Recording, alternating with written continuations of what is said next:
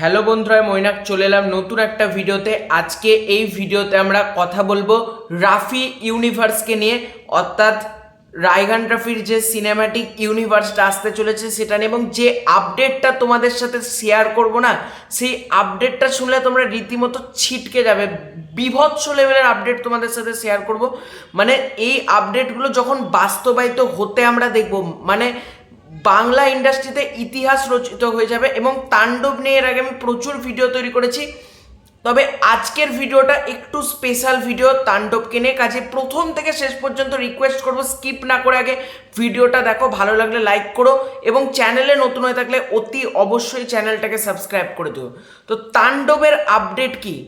Marvel, DC, Avengers, justice league যেগুলো আছে হলিউডের ইউনিভার্স, সেই রকম হলিউডের ইউনিভার্স টাইপেরই কিন্তু তৈরি হতে চাচ্ছে রায়হান রাফির ইউনিভার্স।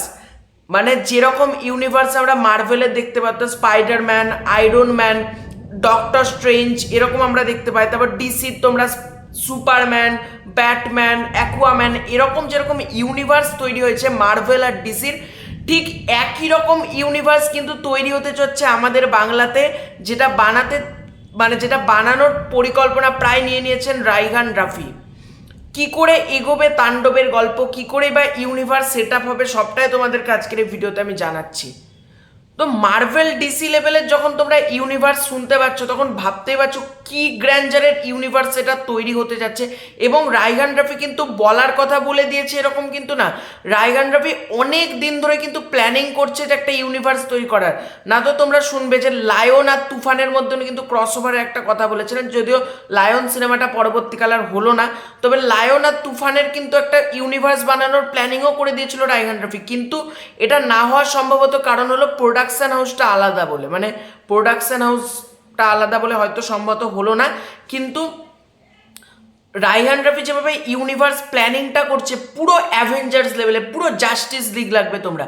এবার প্ল্যানিংটা কি শোনো। তাণ্ডব সিনেমাটা হচ্ছে, তাণ্ডব সিনেমায় main hero megastar Shakib Khan.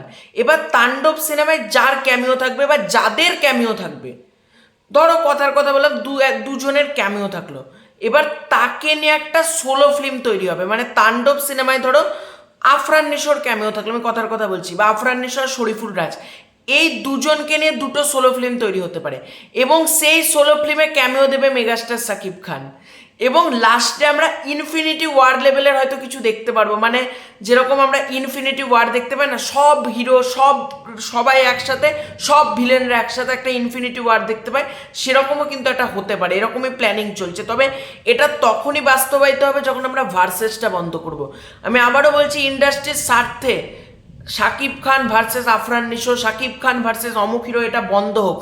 কারণ মেগাস্টার শাকিব খানের সিনেমাতে যখন কেউ একজন ক্যামিও দিচ্ছে, তার ক্যামিওটা যখন জনপ্রিয় হচ্ছে, তাকে নিয়ে যখন একটা সোলো ফিল্ম হচ্ছে, তখন আবার মেগাস্টার ক্যামিও, জাস্ট ভাবতে পারছো কি পরিমাণ একটা হাইপ বিল্ড আপ করে দিচ্ছে এখন থেকে। তোমরা কোথাও গিয়ে ধরতে পারো পাঠান সিনেমাতে টাইগারের ক্যামিও, আবার টাইগার 3 সিনেমাতে পাঠানের ক্যামিও। মানে এই রকম লেভেলের প্ল্যানিং হচ্ছে ভাই। এটা কি রায়হান রাফি প্ল্যানিং করেছে, মানে এটার জন্য কুর্নিশ জানাতেই হবে আমার। মানে এই আপডেটটা আমি চাই সত্যি হোক, কারণ যেরকম প্ল্যানিংগুলো আমি শুনছি, এই প্ল্যানিংটা শোনার পরে এটার যদি সত্যি না হয় তাহলে ভাই খুব খারাপ লাগবে। এটা সত্যি হোক, এবং রায়হান রাফি আমরা যেটা এক্সপেক্ট করছি তার থেকেও যেন বড় কিছু আমাদেরকে ডেলিভারি করে, সেটা একটা দেখার ব্যাপার। এবং ইউনিভার্সের সূচনা হচ্ছে তাণ্ডব দিয়ে, ঠিক আছে? এছাড়াও তুফান কি ইউনিভার্সের অন্তর্গত হবে সেটা একটা দেখবার মতন ব্যাপার হবে, কারণ মেগাস্টারের তো দুটো সিনেমা, কি হয় তুফান ইউনিভার্সের অন্তর্গত নাও হতে পারে, কিছু একটা হতে পারে। তো রায়হান রাফি প্ল্যানিংটা খুব ভালো ছকে নিয়েছেন। এবার আস্তে আস্তে ছবিগুলো খুব ভালোভাবে তৈরি হলেই হলো। তো এটাই ছিল আজকের ভিডিও। ভালো থাকলে লাইক করো, শেয়ার করো, চ্যানেলে নতুন হয়ে থাকলে চ্যানেলটা সাবস্ক্রাইব করে দিও। খুব শীঘ্রই হচ্ছে নতুন করে ভিডিও, ততক্ষণ বাই বাই।